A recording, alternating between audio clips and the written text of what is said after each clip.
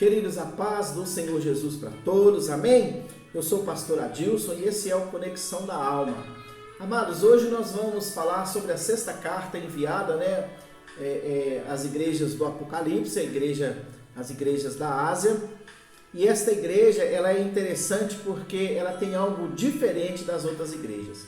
Quando eu ministrei essa palavra lá na igreja ano passado, eu coloquei um texto, um título para ela que é o seguinte: entra, a porta está aberta. Lembra?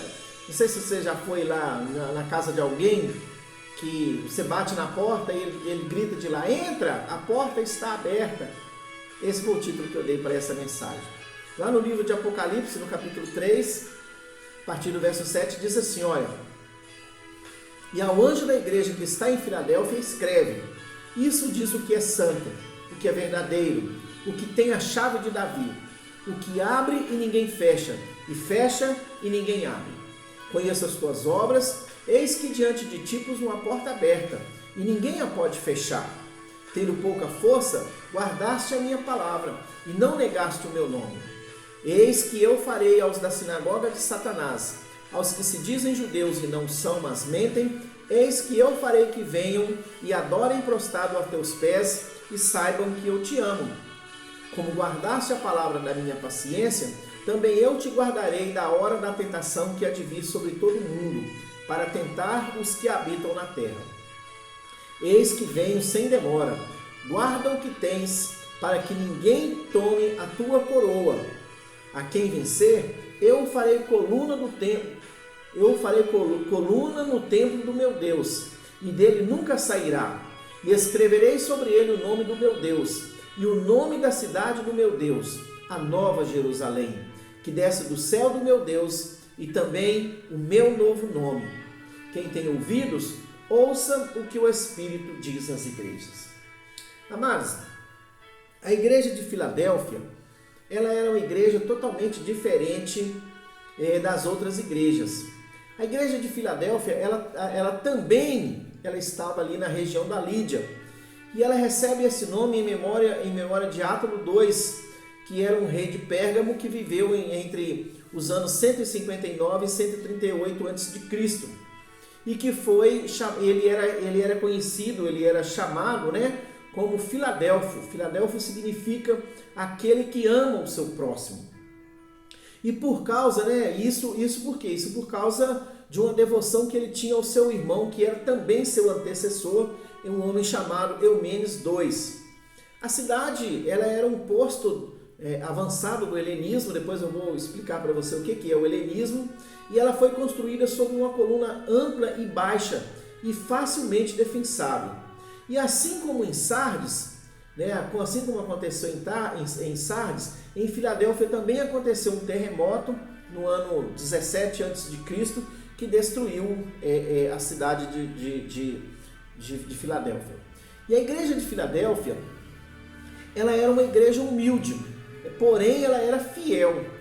Ela se preocupava em satisfazer e seguir o modelo de Cristo, mesmo vivendo no meio de uma sociedade pagã e corrupta. Lembra de Sardes? Sardes vivia no meio dessa situação, dessa sociedade pagã e corrupta, e ela se corrompeu com aquele povo. Mas Filadélfia não. Filadélfia se mantém fiel no propósito do Senhor. Ela amava a palavra de Deus e ela estava firme no intuito de guardar a palavra de Deus. Eles eram cristãos, crentes, grandemente ou poderosamente amados do Senhor. Jesus, ele não fala nenhuma palavra de repreensão contra Filadélfia. Ele não tem uma carta de advertência para Filadélfia. Pelo contrário, o que ele tem é uma palavra de incentivo. O que ele tem é uma palavra de demonstração do afeto, do carinho, do amor que ele tem por Filadélfia. Porque ele mesmo diz: eu amo vocês. Desculpa. E aí lá no Apocalipse capítulo 3, a partir do verso 7, a palavra diz assim, olha: e ao anjo da igreja que está em Filadélfia escreve: isso diz o que é santo, o que é verdadeiro, o que tem a chave de Davi, o que abre e ninguém fecha, e fecha e ninguém abre. Olha que interessante, querido, o que o Senhor está falando. Lá em Isaías, no capítulo 22, a partir do verso 9, a palavra vai falar sobre um homem chamado Eliaquim. Ele era um mordomo do rei Ezequias, e ele vai dizer assim, olha, Isaías 22, verso 20: e será naquele dia que chamarei a meu servo Eliaquim, filho de Hilquias, e vesti-lo-ei da tua túnica, e cingi-lo-ei com o teu cinto, e entregarei nas tuas mãos o teu domínio, e será como pai para os moradores de Jerusalém e para a casa de Judá. E porei a chave da casa de Davi sobre o seu ombro, e abrirá e ninguém fechará, e fechará e ninguém abrirá, e fixá-lo-ei como um prego num lugar firme, e será como um trono de honra para a casa de seu pai. Olha que interessante. Eliaquim, o nome Eliaquim significa Deus estabeleceu, e ele era mordomo de Ezequias. Aí o Senhor está falando através de Isaías que a chave do reino de Davi é colocada sobre os ombros de Eliaquim. Isso faz de Eliaquim o administrador principal do palácio de Jerusalém. Isaías, no verso 22, ele está dizendo assim, olha, e porei a chave da casa de Davi sobre o seu ombro, e abrirá e ninguém fechará, e fechará e ninguém abrirá. O que eu entendo dessa palavra é que o Senhor, ele está dando toda a autoridade e responsabilidade a Eliaquim para cuidar das coisas do rei. Quando nós nos convertemos, querido, é isso que o Senhor faz na nossa vida. Essa foi a oportunidade que foi dada também para Filadélfia, e Filadélfia recebeu com grado, com amor.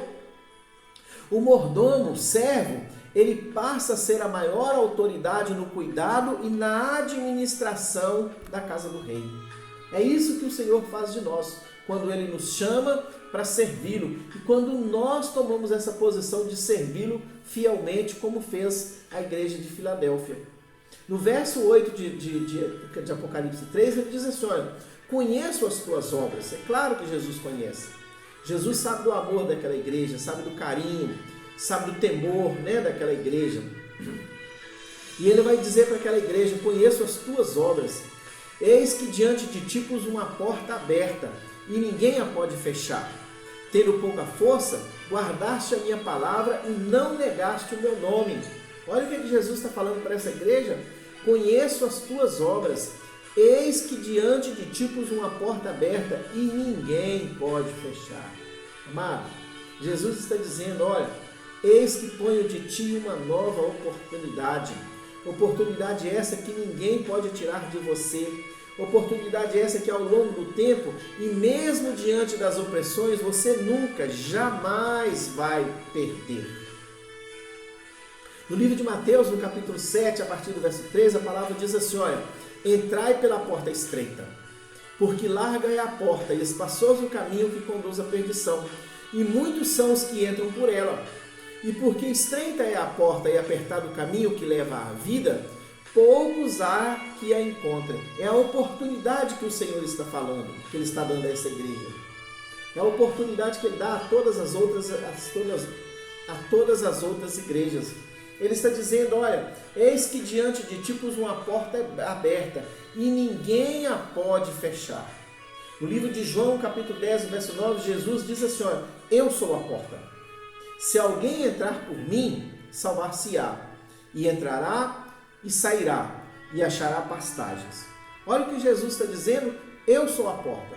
Primeiro ele diz, eis que diante de ti pus uma porta aberta. Agora ele diz em João, eu sou a porta. Essa é a porta que o Senhor está colocando diante de nós. Ele é a porta, Ele é a oportunidade que está sendo colocada diante de nós. E aí eu quero dizer para você, meu irmão, quero dizer para você, minha irmã, que se você está se sentindo como a igreja de Éfeso, que perdeu o primeiro amor, olhe para essa porta que está aberta diante de você. Se você está se sentindo como a igreja de Esmirna, que estava com vontade de desistir, olhe para essa porta que está diante de você, querido. Se você está se sentindo como a igreja de Pérgamo, que estava acomodada, olhe para essa porta aberta diante de você. Se você se sentir como a igreja de Tiatira, que não queria mais caminhar, querida, existe uma porta aberta te esperando para que você continue caminhando. Se você se sentir como a igreja de Sardes, que parecia viva, mas que estava como morta, queridos, tem uma porta diante de você querendo trazer avivamento, renovo na sua vida, uma nova oportunidade para a sua vida, querido. Então, se você está se sentindo fraco, mantenha os seus olhos na porta que está aberta. Se você está se sentindo fracassado, mantenha os seus olhos abertos, porque tem uma porta aberta para você. Se você está se sentindo humilhado, querido, olhe somente para essa porta que está aberta, querido. Se você achar, que para esse problema não tem mais saída, não tem mais jeito, sabe essa situação que você está vivendo e que você acha que está difícil? Sabe esse problemão que você está valorizando tanto aí? Se você achar que não tem mais jeito, saiba que diante de você existe uma nova oportunidade. Existe uma porta aberta que ninguém fecha e o nome dessa porta é Jesus. Mas o que significa essa porta, querido? Significa que você não deve ficar olhando somente para o problema, que você não deve ficar olhando somente para os obstáculos, que você não deve ficar olhar somente para o inimigo. Deus está criando uma saída em algum lugar para você, Ele está abrindo uma porta para você, querido. Deus está criando uma solução em algum lugar para você. Você precisa encontrar essa porta. Você não pode continuar olhando só para o que está errado. Você precisa ver o que Deus está fazendo. Às vezes, querido, nós ficamos tão preocupados com as situações terríveis que vivemos, com os problemas, com as preocupações, com as decepções, que nós esquecemos de ver a solução, a solução de Deus quando ela aparece. Deus muitas vezes coloca soluções na nossa porta e nós muitas vezes não enxergamos porque os nossos olhos não estão fixos na porta que é Jesus, na oportunidade que é Jesus. Nós olhamos só para o problema. E no verso 8 ele diz assim, olha, Jesus está dizendo, tendo pouca força, guardaste a minha palavra e não negaste o meu nome. Que maravilha! Que crente abençoado que é esse povo de Filadélfia. É uma igreja pequena no tamanho, mas ela era grande na fé. É uma igreja grande no amor, é uma igreja grande no temor, é uma igreja grande na obediência, na fidelidade, no testemunho, no cumprimento da palavra. Uma igreja grande, muito grande no amor ao próximo. Essa era a igreja de Filadélfia. No verso 9 ele diz assim, olha, eis que eu farei aos da sinagoga de Satanás, aos que se dizem judeus e não são, mas mentem, eis que eu farei que venham e adorem prostrado a teus pés e saibam que eu te amo. Queridos, olha, lá no início do cristianismo, a base para a pregação da fé cristã foi o mundo judeu. No judaísmo do tempo de Cristo e dos primeiros discípulos, haviam dois grupos de judeus, e não é esses judeus que Jesus está falando, que são sinagoga de Satanás. Mas existiam dois grupos de judeu, o judeu natural, aquele que vivia na Palestina e falava aramaico. E existia um outro tipo de judeu, que era o judeu que vivia fora da Palestina e falava o grego koiné.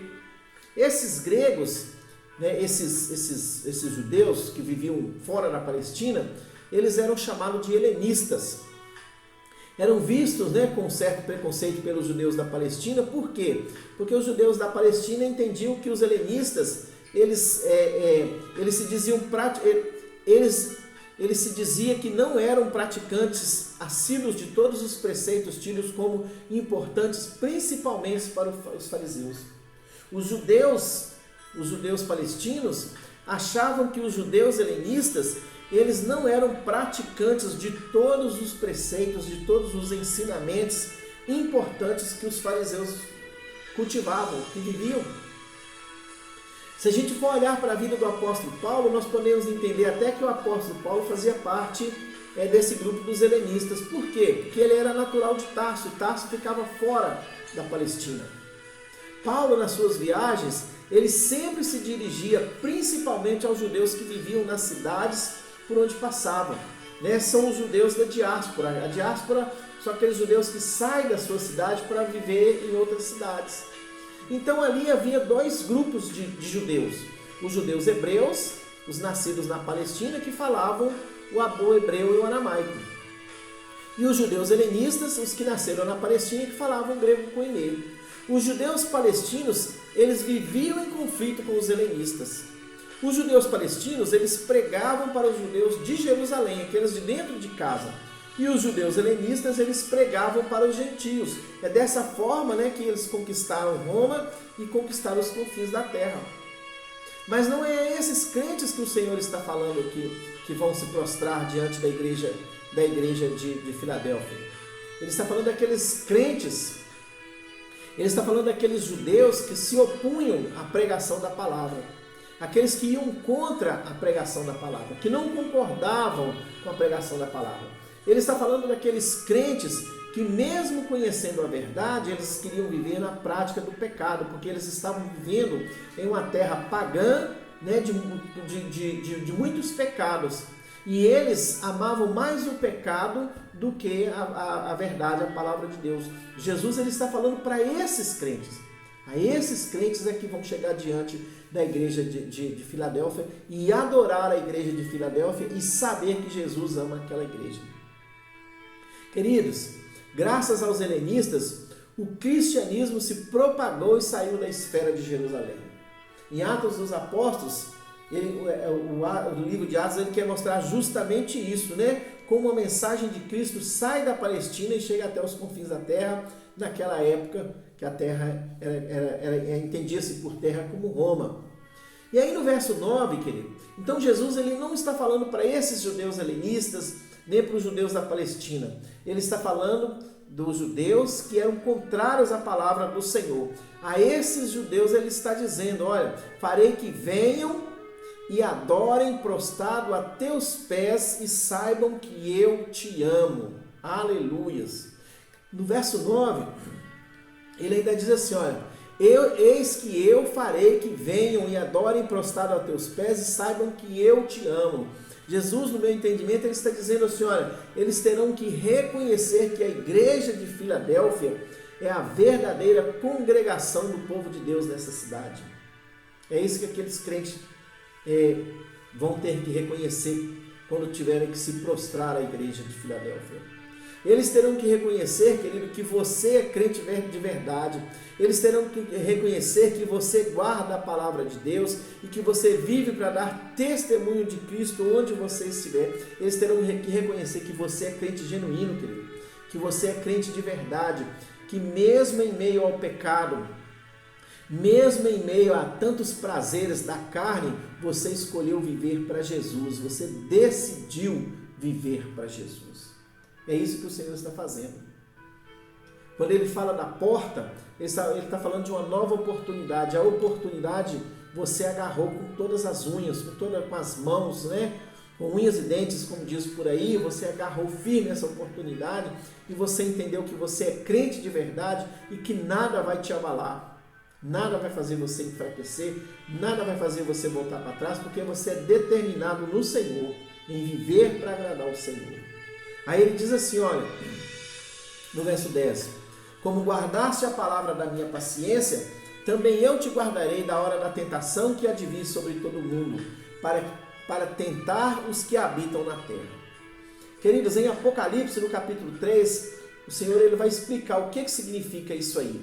Ele diz assim, olha, Apocalipse 3, vai a partir do verso 20, do 1 ao 3, a partir do verso 1, diz assim, olha, e vi descer do céu um anjo, que tinha a chave do abismo e uma grande cadeia na sua mão.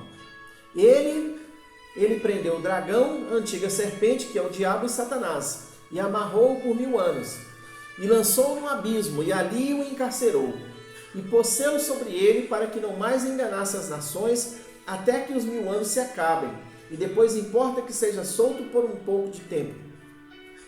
E vi tronos, e assentaram-se sobre eles, e foi-lhes dado o poder de julgar. E vi as almas daqueles que foram degolados pelo testemunho de Jesus, e pela palavra de Deus, e que não adoraram a besta, nem a sua imagem, e não receberam sinal em suas testas, nem em suas mãos. E viveram e reinaram com Cristo durante 1000 anos. Mas os outros mortos não reviveram, até que os 1000 anos se acabaram. Esta é a primeira ressurreição. Bem-aventurado e santo aquele que tem parte na primeira ressurreição. Sobre esses não tem poder a segunda morte, mas serão sacerdotes de Deus e de Cristo, e reinarão com ele 1000 anos. Jesus ele está falando, ele está dizendo o seguinte, que para esse povo fiel, para essa igreja fiel, a igreja de Filadélfia, que decidiu servir ao Senhor, que não fica arrumando jeitinho para pecar, que não ama o pecado, que odeia o pecado, que quer ter vida de santidade, que quer ter vida no Senhor, ele está dizendo que a esta igreja ele vai guardar na hora da tentação que há de vir sobre o mundo, para tentar os que habitam na terra. Ele vai dizer que esse povo, ele não vai sofrer as consequências dessa tentação. Tudo que vai acontecer no grande dia, no grande final, as tentações, as tribulações, que esse povo que escolheu servir ao Senhor, que ele não vai passar por essa tribulação. Ele está dizendo que você, amado, que é fiel, você que é homem e mulher de Deus genuinamente, que se converteu genuinamente, que se arrependeu genuinamente, que vive para o Senhor, que tem o Senhor como centro da sua vida, ele está dizendo que para esse povo, você, igreja de Filadélfia, que você não passará por essa tribulação. Ele está dizendo que ele vai tirar você do meio dessa tribulação. E aí ele ainda diz mais lá no capítulo 4 de Apocalipse 3, ele diz assim, olha, no verso 4 de Apocalipse 3, a partir do verso 20, ele diz assim, ó, e vi tronos, e assentaram-se sobre eles, e foi-lhes dado o poder de julgar, e vi as almas daqueles que foram degolados pelo testemunho de Jesus e pela palavra de Deus, e que não adoraram a besta, nem a sua imagem, e não receberam sinal em suas testas, nem em suas mãos, e viveram e reinaram com Cristo durante 1000 anos. Os que foram fiéis. Aí no verso 11 ele diz, eis que venho sem demora, guarda o que tens, para que ninguém tome a tua coroa. Continue fiel, amado. Continue santo, continue temente, continue obediente, continue dependente. Guarda o que tens, para que ninguém tome a tua coroa. A quem vencer, eu farei coluna no templo do meu Deus, e dele nunca sairá. E escreverei sobre ele o nome do meu Deus, e o nome da cidade do meu Deus, a nova Jerusalém, que desce do céu do meu Deus, e também o meu novo nome. Eita, querido, e aí? Você vai vencer ou não vai? E aí? Você vai continuar firme ou não vai? Você vai continuar servindo ao Senhor ou não vai? Só depende de você, querido. Só depende de você. Se você pretende morar na glória, se você pretende alcançar a vida eterna, o Senhor já te deu a dica de o que fazer. Continuar firme, continuar na presença dEle, ser fiel, outros textos aí, ele diz ser fiel até a morte, ser fiel todo dia. Aí ele termina a palavra dizendo, quem tem ouvidos, ouça o que o Espírito diz às igrejas. Eita glória! Queridos, essa era a igreja de Filadélfia. Essa igreja é você, amado. Essa igreja é você, que não olha para as dificuldades, que não olha para as tribulações. Você passa por todas elas, mas você sabe que existe um Deus todo-poderoso, que tem poder no céu, na terra e embaixo na terra, para mudar todas as situações. Essa palavra, essa igreja, é você que decidiu viver debaixo da mão poderosa do Senhor, da mão potente do Senhor, que decidiu não se desviar nem para a direita nem para a esquerda. Você que decidiu abrir a porta certa, a porta estreita, passar e viver por essa porta. Você que abriu a porta da oportunidade da vida eterna na sua vida. Essa mensagem é para você, amado. A palavra diz que Ele te ama e que Ele vai te guardar da hora da grande tribulação. É isso que o Senhor tem para você. Eu quero nessa noite orar por mim e orar por você. Pai, em nome de Jesus, Senhor, Deus, em nome de Jesus, nós entendemos, reconhecemos o amor do Senhor pela igreja de Filadélfia, Pai.